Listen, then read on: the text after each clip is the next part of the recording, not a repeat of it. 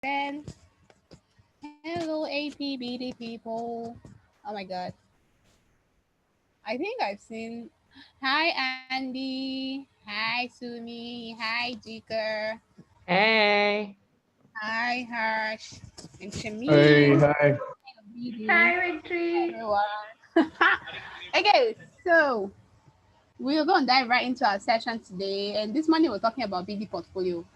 So, again, by the way, who can guess what SSE means? Let me give you a clue. It's what's the word? It's three things that I love doing, like three hobbies. You can guess. You can guess. Okay, if you get one, then I Singing? will open my bracelet for whenever we meet in life. Singing? Oh my God, sing super sexy victory. Oh my God. Okay, no, not sing. Maybe I should add that one. Okay, I just give you a clue. The first one is swing. The second one is sleep. And the last one is eating. Yay! I can't do without those three things in my life. Like, okay, I'm a foodie, everyone. Nice. Okay, so we'll move on. So, first up, we're going to talk about what portfolio is, so some of us can get some basic refreshing our memories of what a portfolio is, and then we'll talk about what's important to consider when building our portfolio. Then we go into our usual activity time, and we will come back to have portfolio feedback time. I think the main essence of this session, right, is so that we can it's a very interactive session, so we can double check and see, hey, are we putting the right things in our portfolio? Is our portfolio actually doing what a portfolio should do and all that? So, yep, we can head into the session. Slide. Hooray! So, this is a okay. Maybe you can take it back first to me, and we can get some sharing on what people think that portfolio is, because that's like a dictionary definition or Google definition. But maybe we can share. Anyone can share like what do you think like a portfolio is? What's a portfolio? What's our BD portfolio, national portfolio? We say regional portfolio, but what do you think a portfolio is? Hello, people. Anyone wants to share? All right. Can I Maybe. can I share? Ah, okay, yeah, go on.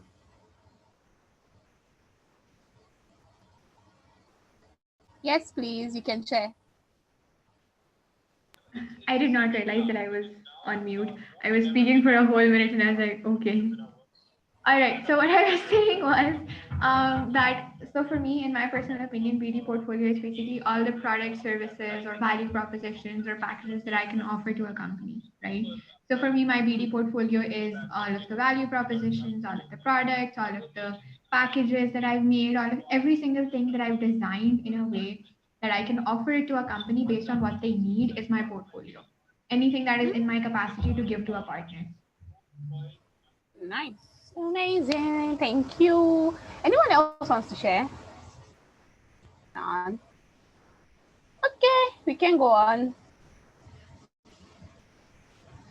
So here it says, I think it's just exactly the same thing as you said. A business portfolio is a set of companies' product, services, strategic business units, and allows it to develop its mission and to achieve its strategic goals. So I think the thing to take note of here is beyond just being a set of service or a set of products that the companies can offer to maybe I don't know clients, it is something that is contains the company's strategic units that helps the company as well to achieve its mission and goals. So I think that's like one very important factor we need to take into consideration here. So yeah, let's go. Next slide. We have a lot of action to do. So what's important when creating a portfolio? Can someone just share maybe like one or two elements we think that hey, when you're making a portfolio, this is important, this should be there or that should be there. Guys, anyone wants to share? Value proposition. Value proposition. Okay. Thank you. Let me anyone else? Or what should be in our portfolio? We all make portfolios every day, but what do you think like is important should be in our portfolio? So she said value proposition of our products, obviously, yes. What else should be in our portfolio? Pricing and packages. Pricing and packaging. Yeah, that's important, I guess. No, I guess. I mean, yes, of course, obviously. So let's just go. Next slide. Yeah, we can see some of the things. Yeah, so the first thing is that portfolio should answer the most positioning the product. Yeah, I think that makes sense. Because like the product, anyways, I will explain that as we go on. So it should answer the most important customer question. That's the thing. That's one of the most important things. What can they do for us? So if your portfolio is like full of a lot of products, but the products are not positioned right to answer the important questions, then you're just compiling a list of, how do you call it, a menu, for example. You know, when you walk into a restaurant and you see a menu of, oh, they can't serve me this and they can't serve me that. It's just, yeah, a menu. But when it's a business portfolio, it needs to be positioned in such a way that it can answer the most important question: what can they do for us? So, for example, if you just put global talent in your portfolio, right, and you don't use the right words and you don't use the appropriate terms, so that when a company is looking at it and say, okay, this is what global talent can do for me, then you're just showcasing the things that you have and not really answering the important question. All right. So, next. So it should explain us as an organization. I think that's pretty straightforward. It should describe your products and share the information the companies need. All right. So the first thing that you want to describe your product, but you should also share the information the companies need to know. So explain the project parameters such as goals and what can be achieved. So here is just basically, hey, you're doing global talent, right? Or you're doing career care, or you're doing leadership summit. This is what your products are supposed to achieve. This is what career care is supposed to do. This is the end goal. This is the overall objective. This is the overall objective of what global talent is supposed to do. What goals can be achieved both for you and the company. So because no one, just basically what you intend to achieve when you were designing this product should be clear as well. So you should showcase results, previous successful projects, and testimonials. So your portfolio, right? You want to show that you want to show a bit credibility. We all know that. Visualization and proper design. That is one of my weakest points. I am terrible with graphics, but I get better by the day. So one thing I always do is once I'm done with any proposal or anything, I can run it through my marketing guy and say, hey, just help me look at some of these things. So yeah, it's really important to put things in there. You don't want a crowded looking proposal or something that is difficult to look at. Showcase partnerships to give credibility. So you can put some of your previous partners, logos and all that, especially the ones that you know are quite popular and good for your reputation. Have a call to action in the end. Again, this is really important because some of us feel like the call to action in the end is that page where we say, hey, contact us. That's really not a very strong call to action, right? So what it simply means is at the end of showing or showcasing all your beautiful points and products, you want to incite them to take action, right? So sometimes what I usually do is at the end of the proposal, where I put the slide of maybe Isaac and the company, you want to tell them to take action, do this, engage with our global talent products by doing this and that, or signing up here, put the partner link, partner opportunity portal, or you want to tell them support career care by registering intern shown here or something, or use $1,000 to be a gold sponsor for this, that. Even though I've already said it before, $1,000 is for gold sponsorship and listed out all the benefits, but great. But you need to be clear with the call to action towards the end. It sort of sums up everything you're saying and incites them to take action. And then lastly, add your contact information. Great. So let's move on to the fun part. Yay.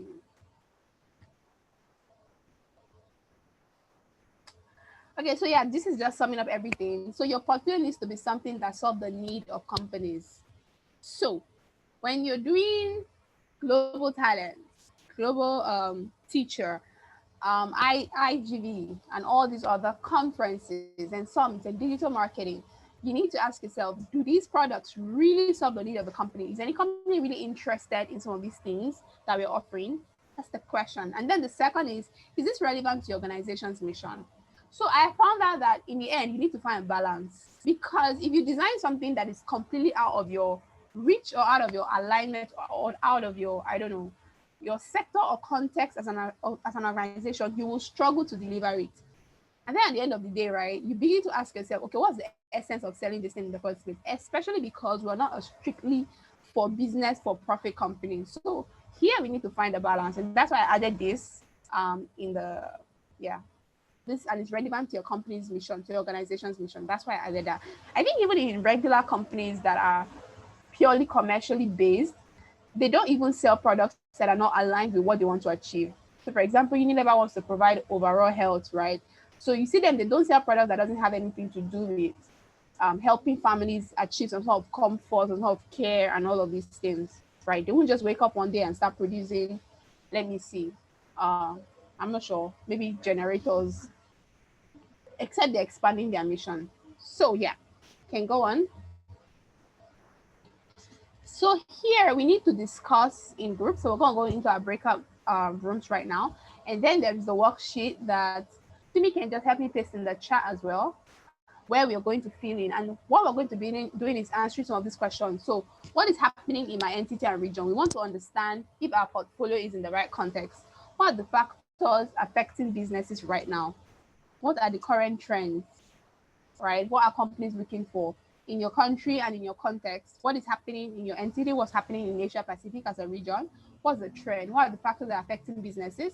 And what are the companies looking for? So we're going to do some quick research on the internet, LinkedIn, whatever. And if you already have this information, you can just fill it in.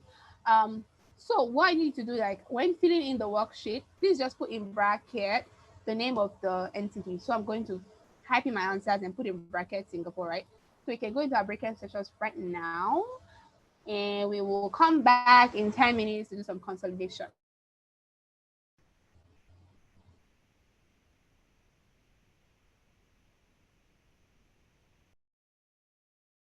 So I was just telling my group how I can't seem to find the the really most optimized information on Singapore, right? Because I'm sure like because of my VPN and Google is probably like red alert. Someone from Nigeria is trying to access information on Singapore and they only giving me like a very basic things. They be like, red alert, she may be a hacker.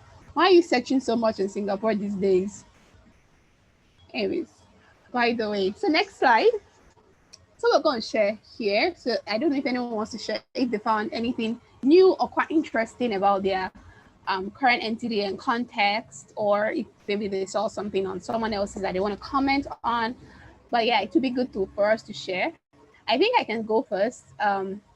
Researching right now, I did realize that, okay, before then I did realize that the government in Singapore, right, is more focused on supporting local hiring right now more than global hiring. It has become a trend, and I saw it also pop up in recent information such that funds are now even being given to companies that hire locally as incentives. So that is a big red flag or big something to take note of that will definitely affect GT in coming years. So it's something we need to prepare for. On the flip side, you can also see that the government is quite interested in youth entrepreneurship, and they provide like really low taxation, especially for startups, and create like a really good environment for businesses to get started. So as part of supporting youth entrepreneurship. Okay, so anyone else wants to share some of the findings that they had? All right, I'll share if I can. Yes, please. Cool, perfect. So we were discussing, and then we realized that, I mean, for specifically for India, one of the things that we saw is that these companies are very particular in terms of the kind of return on investment that they're getting. Okay, so let's say we used to have a partnership for $2,000 in the previous year, and they would expect a set of branding, a set of pre-campaign, post-campaign, and during the conference campaign. Now, I've had around 4 or 5 meetings wherein we have discussed, and the only expectation that these people have is, I don't look at branding. I don't want branding. The only thing I need is a confirmed number of customers, a confirmed number of downloads, or a confirmed number of signups, irrespective of what company it is, as long as they're pertaining to or catering to the kind of youth group that we also cater to. And this is an expectation for a lot of companies, and this is something that is very new, that is seen in the past 3-4 months that I've gone for meetings. At the same time, with respect to talent sourcing, one of the things that I saw when I was looking at selling GT was that firstly, no matter how the world has gone virtual, a lot of people in India still have an expectation of getting physical interns. Yesterday only we had a meeting. The guy was like, "It's fine if you take whatever you take, whatever time you want, but I want a physical intern." So that's one conversation. At the same time, the amount that we used to charge before, let's say per intern as a management fee, as a salary that they used to pay to every intern. If I go and sell as a national exchange partnership as a premium opportunity, wherein I would say that, okay, this is the highest amount that you need to pay as salary, and this is amount that you need to pay to us. Uh, they are somewhere down the line very skeptical in terms of how they want to release their amount, because again they're very restricted in terms of recruitments in India. They're laying off a lot of people and selling something which is very high priced. It's getting again tough. So yeah, these were two very basic things that are very relevant with respect to India. Quite insightful. Thank you so much, Harsh. Thank you for sharing. I think we can all feel your pain, the recent developments about companies at scale. Like, what number of customers can I get? Especially because I just closed a recent partnership like that. When the company was so bent on, okay, so you're telling me if I put in 5,000 Singapore dollars and you promote to 40,000 young people from me every year, can you estimate to me how many customers will I be getting in terms of ROI? Yeah. Okay. Yeah, true. Let's move on. Okay, let's move on, guys. So yeah, I think okay. So let's consolidate. Because of time, we're gonna go back into our groups now and have some more conversations on based on these insights. What are some of the things that we can do and we can take home concretely? So yeah, these are some of the questions. So based on the external analysis that we've all done, what kind of organizations can I work with or approach? So now that we know, yeah, some companies are, doing these policies, they are more bent on specific ROIs that probably we cannot deliver since we do not really focus on conversion and some of these things. What kind of companies can I approach? What kind of organizations can I approach or work with? Which of the things do I currently have in my portfolio that can solve some of these needs that we have identified, right? And what else might they be interested in? So these are just open conversations. Let's try to have like really open-ended conversations with our teammates based on these analysis that we've had. Let's try to keep it within the analysis so that we can have really concrete call to actions. So we go again for another 10 minutes. See you room 2.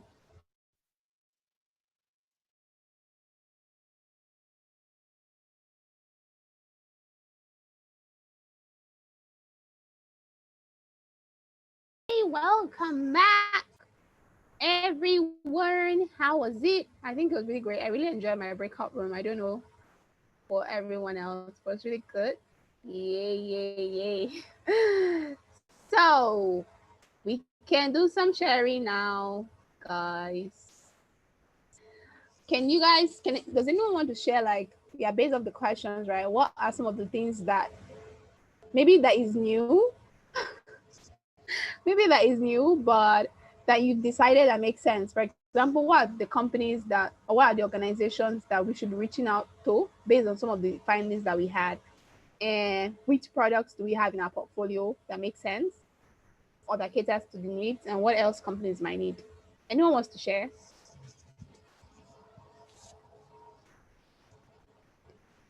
Sharing, guys. Sharing is caring. Also, I heard somewhere.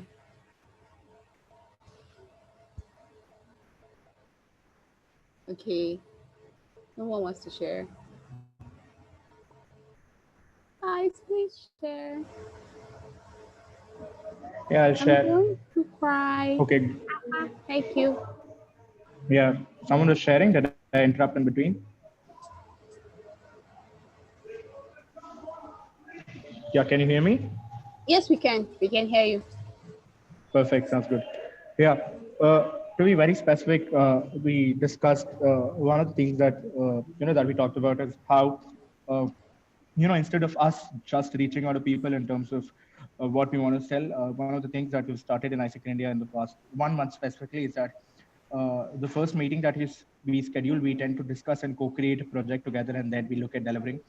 That was one thing that worked out really well because this is one way wherein I'm getting a lot of conversions in terms of people at least having a conversation and discuss what we can do. Now, this could be a bottle deal, this could be a paid deal. That's a different conversation altogether. That comes in the later part. But at least to initiate a conversation and discuss about the whole product or a project that you want to run, it works out really well.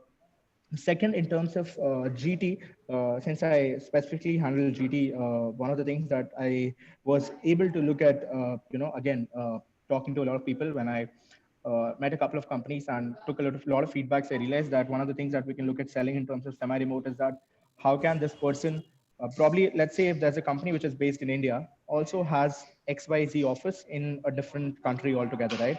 Now, how can we give him a person who's based in that country right now, and till the time he's working remotely, can look at expanding or can look at giving that particular company business in that city itself till the time he's working remotely, and once he comes down to India, he can look at working with them. So people get really interested, and then you can really start a conversation. I mean, yes, definitely in terms of the JD and all of that, you can definitely have a set of restrictions there, but to initiate a conversation and trying to make them understand how it is helpful in terms of the value that we're putting forward through the semi-remote, it works out really well. Because right now for India specifically, like I mentioned in the previous sharing, that people are very keen towards physical working. So that's something that is sellable here in India specifically. Great. Amazing. Thank you, Harsh. I think that's so in context. It makes sense. Some call to actions, and it's quite interesting. Thank you for sharing. Anyone else wants to share? Um, okay, maybe I can share, and then someone else can share as well. I think that for us, one thing that we've also noticed is because of the way COVID affected companies in Singapore, and because Singapore is a highly business-oriented companies, a lot of companies that are maybe small or medium enterprises, they really cut down on marketing budget. Even some huge companies, they really cut down on marketing budget. So digital marketing is selling, but only to specific industries, for example, like the e-commerce industry. So, which is why we're able to sign a 1-year partnership with Shopback. Shopback is an e-commerce industry because these are the industries that are thriving amidst COVID, right? And they want to maximize the opportunity where a lot of people are doing more online shopping and everyone's becoming like online stuff and lifestyle. So these are the companies that are constantly growing through COVID. For example, Fave, they have a lot of hiring opportunities. Um, so any company that is really thriving in COVID, especially the ones that are commercial or e-commerce or anything that has to do with online, maybe finance online or stuff like that, they are usually thriving. They're usually not just looking for digital marketing to maximize the period. They're also constantly hiring because they have a growing demand. So yeah, that's something that is clear for us is these are some of the organizations that we can approach in this period, especially. Yeah. Anyone else wants to share? We can move on to the next phase.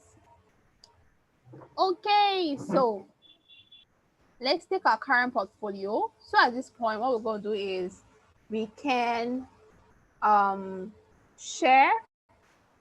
Okay, cool. We can share a portfolio that we have, and we will split the room into, not the room, like this room into two groups. So one group can share and one group can feedback. So if you're among the groups that want to share, can just say hi and want to share my portfolio and get feedback from my colleagues.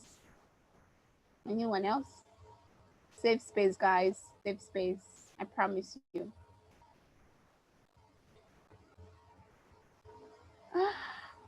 Okay. Let me just go pull up mine and see. Guys, please put your portfolio link on the chat if you want to share. So maybe Sumi can share screen and we can just do a quick feedback. I think this is the last part of the sessions because a lot of things we've been saying is quite good, and but it makes sense to apply it to context, to reality, and to practical stuff by just looking at it from the portfolio, and we can all just feedback. Hey, we can improve this and we can improve that. I think it's going to be great for everyone. In the meantime, where is your portfolio, Victory? Is anyone putting their portfolio on the link, on the chat, guys? Not yet. Not yet. Well, you will, right? Not yet.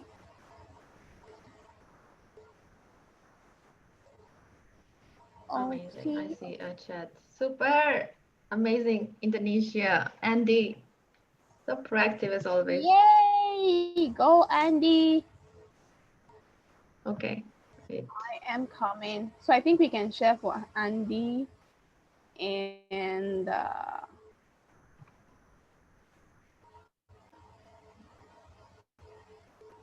my Nama is in the house. Yeah. Whew.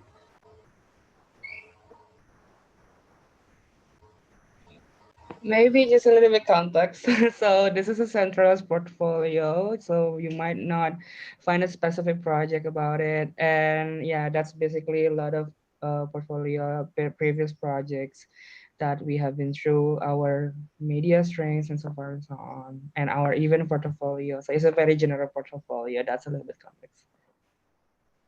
Oh, okay. Works. Do we already have 2? Yeah, we have to. Okay, cool. So we can start with Indonesia. Oh, mine. I wasn't able to pull up mine on time. Okay. Yeah, so the other group that is doing feedback, so Indonesia and Myanmar are sharing their portfolio. So everyone else, we need to feedback. Yeah, I can go Isaac Way.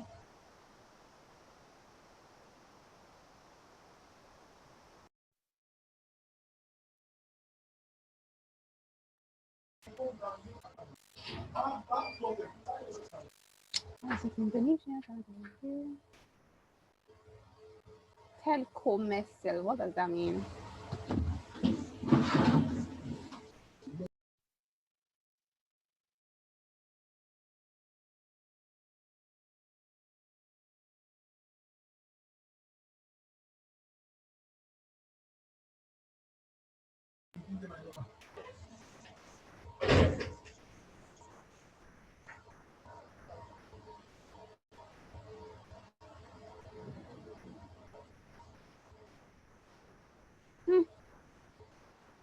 Okay. Guys, I think that to save time as well, you can also just drop your feedbacks on the chat while we're going through the portfolio as well. I think for my side, it's a great portfolio, but the first thing that catches my attention that is quite loaded with information, very loaded with information, Instagram, this and all that. And I think the informations can be packaged better so that they don't take up so much space to have such that you have like 30 plus slides. So a lot more things can be compressed into one slide and just given the main summaries. So what can happen is, I think, yeah, that's the major thing. It's quite easy to get lost. But yeah, thank you for giving us context at the beginning. Anyone else wants to feedback, guys? Feedback, please, feedback. I beg you, so that we can all learn something, 1 or 2 things from each other's portfolio and thoughts. I think I can add another point. It's very simple point. So I see that you included a whole page for social media channels, but I think you don't need to be this detailed when it comes to social media. You can just add your channels and I can show you example. Wait. Oh, channels. Yeah. I think something a graph can do. Because it's like 1 page per channel and it can be a bit overwhelming. You can add the links to the portfolio perhaps and just have something like this, as simple as this. And Yeah. if you want to add something, then you can add perhaps another slide which has some of the examples from your social media channels. But I think from my experience, this is like concise, this is to the point. You have everything here and you can link these words with like the link to the platform. Yeah, it makes sense. And I even think if you want to do some detailed reporting, because I've come across with some companies that wanted so many details. They wanted to see not just the reach, they wanted to see the conversion, how many stuff you're getting weekly. So if you have like all this information on your marketing in a separate booklet or something, you can put a link and say, yeah, can get more information here. So they can go source themselves in a different, booklet on all this information. Thank you guys. Anyone else has any feedback? Nothing on the chat. Okay, I think we can pull up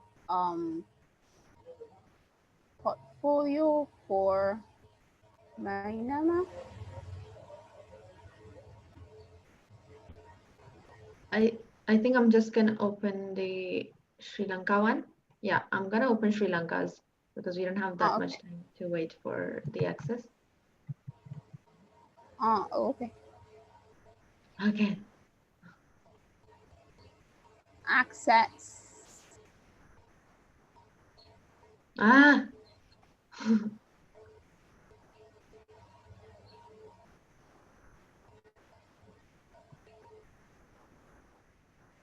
Thank you, G. Is there anyone who has approved it? Maybe I can go ahead. A project.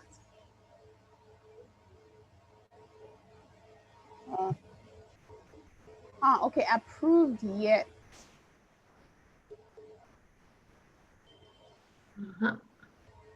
Okay.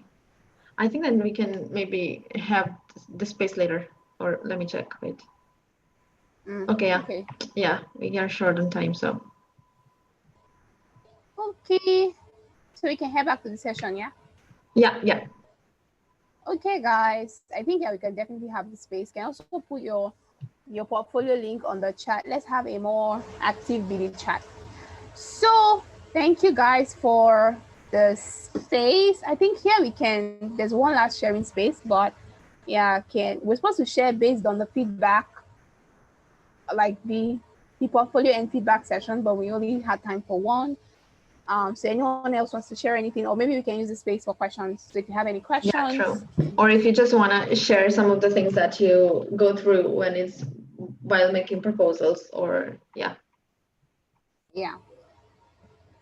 I think I'm always struggling with trying to keep my information within 10 to 15 slides, or like 10 to 12, because I feel like 15 is already excessive. So, but sometimes it can get to 15, especially if there are specific programs or specific things I want to showcase. So I always struggle with, what's important to put in and what's not. Do I need to put in a whole slide of testimonials, or do I need to just say, you can find a GCP here and put the link? Because sometimes I feel like they may not click the link. So I want to include some testimonials, and I'm always having that struggle in terms of what's important. So, and for example, we went through a list of all the things that are important in the portfolio. Maybe if there was like an SOP for portfolio, like the must in the portfolio can be good. But I think sometimes it's always adapting to the company. Yeah. And I never send out a generic portfolio because I from experience, it doesn't really bring like a good result. Yeah. Or at the end of the day, you end up making two. So you send out a generic portfolio and they'll be like, oh yeah, this is quite interesting. Can you give us more details about that? You end up making a whole portfolio again about the product. So yeah. That's Why everyone's so quiet, guys? Oh, Krunal, you haven't said anything. Okay, I'm not even sure if you're here. No, I just want to say thank you for the feedback. Okay. Thank you so much, guys. I guess if there are no questions, that will be the end of the session. Thank you so much. I think it was a great session, and I hope you all had fun in your respective breakout rooms. And yay, thank you so much. Shuni, over to you. Thank you, Vicky. Thank you. So we're going to start our next session called BD in My Entity. We're going to talk a little bit about planning, and yeah. So we'll start in 2 minutes, just for you to go and get a glass of water or coffee or something, okay? That would be great. Thank you.